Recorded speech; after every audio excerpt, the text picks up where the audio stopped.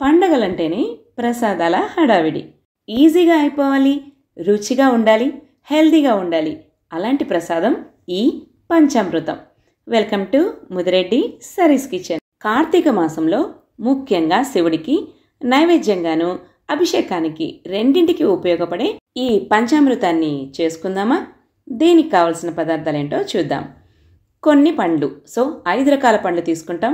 నేనైతే అరటిపండు, దానిమ్మకాయ, జామకాయ, యాపిల్, ద్రాక్ష. నల్ల ద్రాక్ష తీసుకోకూడదు. నెక్స్ట్ తేనె, పంచదార, పెరుగు, పాలు, కాచినవైనా పచ్చివైనా, ఇక్కడ నెయ్యి.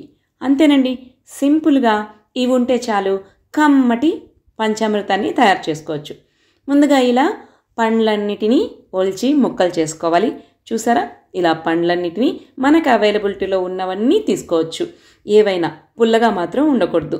తియ్యటి పండ్లను ఏవైనా సరే 5 పండ్లను ఉపయోగించి ఈ పంచామృతాన్ని చక్కగా రుచిగా చేసేసుకోవచ్చు. చూసారా, ఇప్పుడు ఈ దానిమ్మ గింజలు చూడండి, ఇలా ఎర్రగా పెద్ద సైజులో ఉన్నవి తీసుకుంటే మనకు కమ్మగా తీయగా అనిపిస్తాయి. నెక్స్ట్ ఈ ద్రాక్ష ఉంది కదా, ఈ తెల్ల ద్రాక్ష తీసుకున్నాను నేను. దీన్ని ఇలా గింజలు తీసేసి స్లైసెస్గా తీసుకోవాలి. నెక్స్ట్ జామకాయ, నెక్స్ట్ యాపిల్ పండు, వీటన్నిటిని కూడా ఈ సైజులో ముక్కలు ముక్కలుగా కట్ చేసుకోండి. అరటిపండుని ఇలా రౌండ్ రౌండ్ చక్రాలుగానే చేసుకోవచ్చు, లేదా ఇలా చిన్న చిన్న ముక్కలుగా చేసుకోవచ్చు.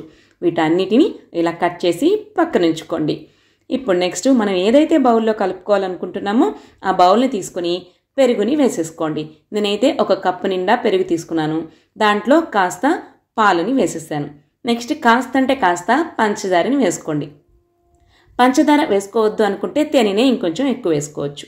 ఇప్పుడు కొంచెం నెయ్యి కొంచెం ఎక్కువగా కూడా వేసుకోవచ్చు, నో ప్రాబ్లం. నెక్స్ట్ తేనెని వేసేసాను. అన్నీ వేసేటివన్నీ కూడా హెల్దీ అండి, అది మాత్రం గుర్తుపెట్టుకోండి. హ్యాపీగా తినచ్చు. చక్కెరని స్కిప్ చేసి తేనెని ఇంకా కాస్త ఎక్కువ వేసుకుంటే ఇంకా హెల్దీ. దీన్ని విస్కర్ తీసుకొని నీట్గా స్మాష్ చేసుకోండి. ఇలా పెరుగులో గడ్డలు లేకుండా ఇలా చూసుకుంటే సరిపోతుంది. చూడండి, ఇలా లిక్విడ్ లాగా రావాలి. విస్కర్ తీసుకుంటే మనకి ఈజీ గడ్డతో అయినా అనుకోవచ్చు. ఇలా బాగా మెత్తగా స్మాష్ చేసుకున్న తర్వాత ఆ చక్కెర అంతా కూడా బాగా కలిసిపోతుంది. ఇప్పుడు మనం రెడీగా ముక్కలు చేసి పెట్టుకున్నటువంటి పండ్లన్నీ వేసేసేయండి.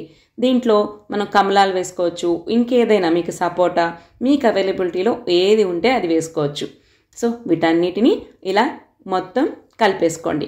10 నిమిషాలు అలా పక్కన పెడితే పండ్లన్నీ ఈ పంచామృతంలో ఉన్నటువంటి మొత్తం పాలు, పెరుగు, నెయ్యి, చక్కెర, నెక్స్ట్ తేనె వీటన్నిటిని పీల్చుకొని రుచిగా తయారవుతుంది. ఇలా పాలు ఎందుకు వేసాము అంటే పెరుగు అనేది ఈ పండ్లు వేసిన దానివల్ల పుల్లగా అవ్వకుండా మార్నింగ్ చేసింది ఈవినింగ్ అయినా కూడా పుల్లగా అయిపోదు, కమ్మగానే ఉంటుంది. చూసారు కదా, నచ్చిందా? ఈ కమ్మటి నైవేద్యాన్ని ప్రిపేర్ చేసుకుని దేవుడికి నైవేద్యాన్ని సమర్పించేయండి. మన ఛానల్ ఫస్ట్ టైం కనుక చూస్తున్నట్లయితే సబ్స్క్రైబ్ చేసుకోండి. మన ముదిరెడ్డి సరీస్ కిచెన్ని సపోర్ట్ చేయండి. మీ లైక్స్ అండ్ కమెంట్సే నాకు motivation. Me friends and family మెంబర్స్కి షేర్ చేయండి. మీరు ఎక్కడి నుంచి చూస్తున్నారో ఆ ఊరి పేరు కమెంట్ చేయండి. మరో వీడియోతో మళ్ళీ కలుద్దామా? అంతవరకు టేక్ కేర్ అండ్ బాయ్.